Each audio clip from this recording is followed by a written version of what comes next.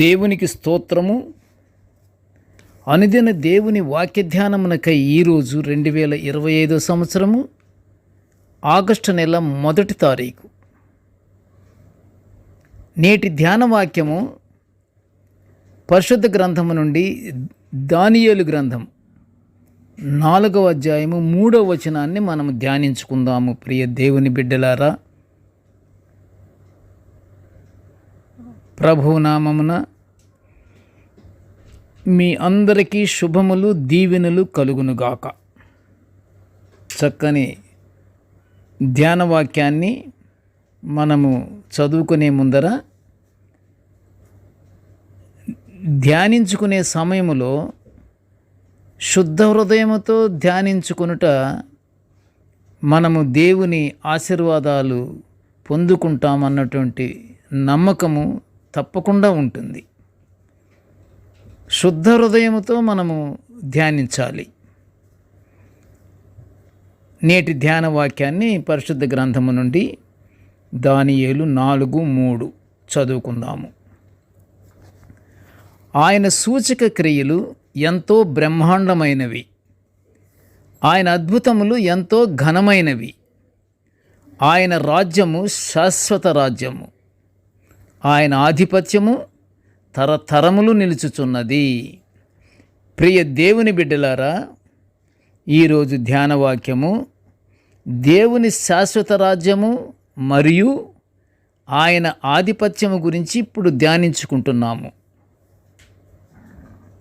దేవుడు మన జీవితాలలో చేయు సూచక క్రియలు ఎంతో అమూల్యమైనవి, అద్భుతమైనవి.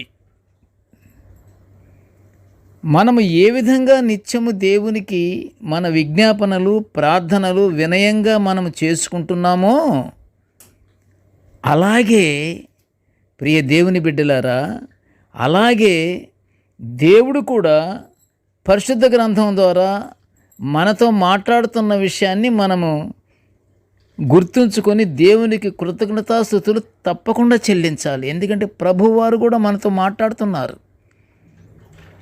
మనము నిత్యము పరిశుద్ధ గ్రంథాన్ని మనము శుద్ధ హృదయంతో కానీ మనం చదువుకుంటున్నామంటే ప్రభువారు కూడా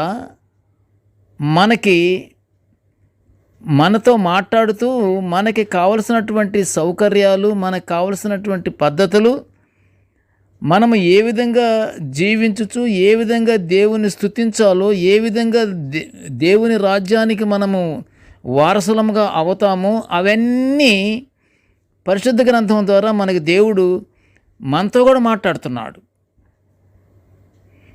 మన క్రియలను దేవుడు మనకు సూచిస్తున్నాడు. ఆయన సూచిస్తున్న ప్రకారము మన నడవడిక, మన ప్రవర్తన ఆయనకు విధేయతతో ఉన్నట్లు కనిపించాలి. అది దేవునికి ఇష్టమైనటువంటి కార్యక్రమం. అలా ఉండడం మన దేవునికి ఇష్టము కూడా. అప్పుడు దేవుడు మన ఎడల అద్భుత కార్యాలు తప్పకుండా చేస్తాడు. ప్రియ దేవుని బిడ్డలారా, ఆయన రాజ్యము శాశ్వత రాజ్యము. ఆయనే ఆదియు అంతమునై ఉన్నట్లుగా మనకు పరిశుద్ధ గ్రంథము సెలవిస్తుంది. ఆయనే మొదటివాడు, ఆయనే కడపటివాడు.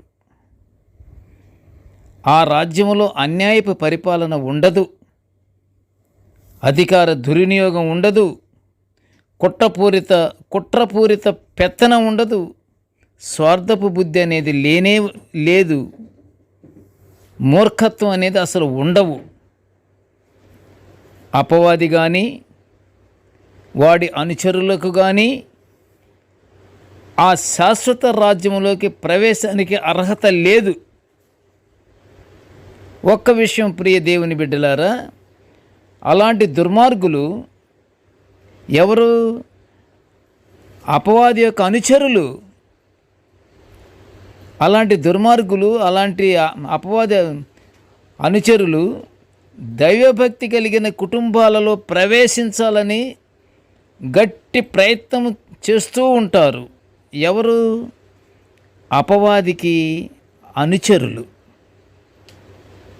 దేవుని యొక్క ప్రార్థన, దేవునికి మనము చేస్తున్న ప్రార్థన, మనము దేవునికి చక్కని ఆనందంతో మనము పాడుతున్నటువంటి కీర్తనలు ఇవి జరుగుతున్నవంటే అపవాది ఊరుకోడు, ప్రయత్నం చేస్తూ ఉంటాడు.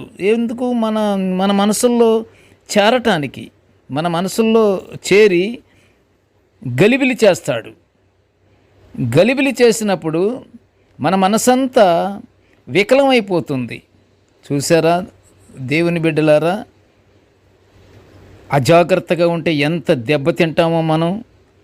కనుక ప్రభు యందు నమ్మకం ఉంచి నిత్యము దేవుని విశ్వసించుతూ మనము నిత్యము ప్రార్థన అనేది ఒక ఆయుధం. ఇలాంటి ఎన్నొచ్చినా మనకి ఆ ప్రార్థన అనే వెపన్, దాని ద్వారా మనము దేవుని బిడ్డలముగా ఉంటాము, దేవుని ఆశ్రయం మనము పొందుకుంటాము, దేవుని అండదండలు మనకి నిత్యము ఉంటాయి ప్రార్థనలో కానీ ఉంటే.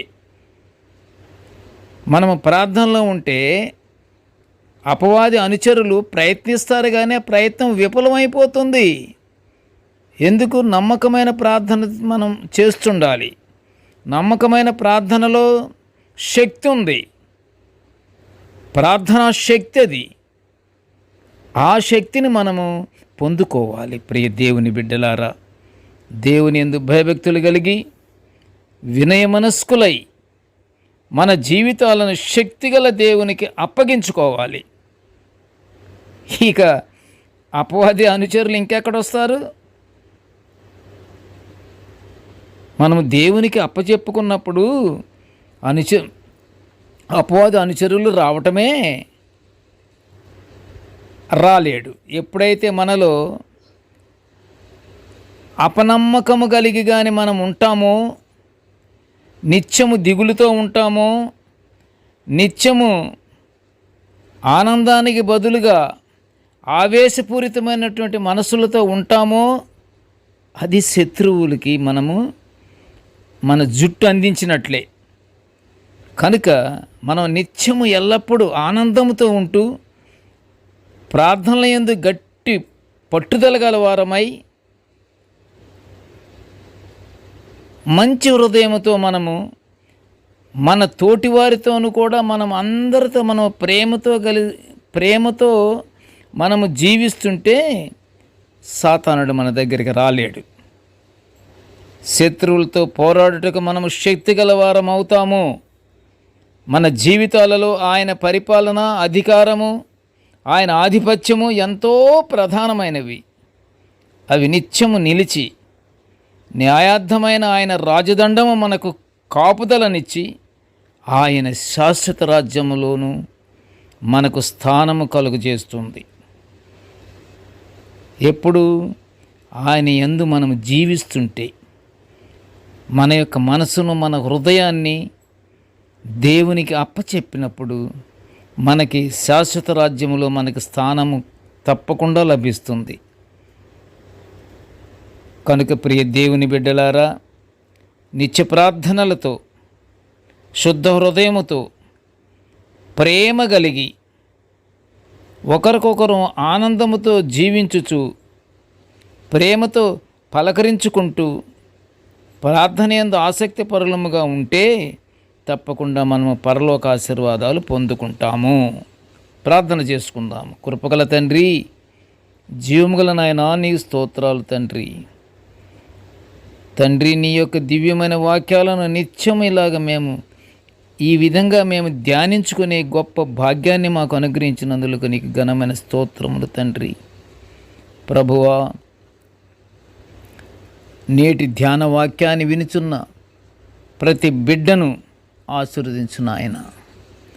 తండ్రి, మేము నీ శాశ్వత రాజ్యములోకి మేము ప్రవేశించుటకు తండ్రి, ప్రభువా, మేము ఎల్లప్పుడూ నీ యందు భయభక్తులు కలిగి వినయమనస్కులముగా ఉండి ప్రేమ కలిగిన వారమై, దేవా, మేము ఏ విధమైనటువంటి అపవాది కలిగించే ఆలోచనలలో మేము పడిపోకుండా నీ పరిశుద్ధాత్మలో మేము జీవించే భాగ్యాన్ని మాకు అనుగ్రహించమని నాయనా ఈ మనవులన్నీ యేసయ్య పుణ్యనామమున వినయముగా వేడుకొనుచుంటున్నాము తండ్రి. Amen, amen, amen. దేవుడు మనల్నందరినీ బహుగా దీవించుగాక. ఆమెన్.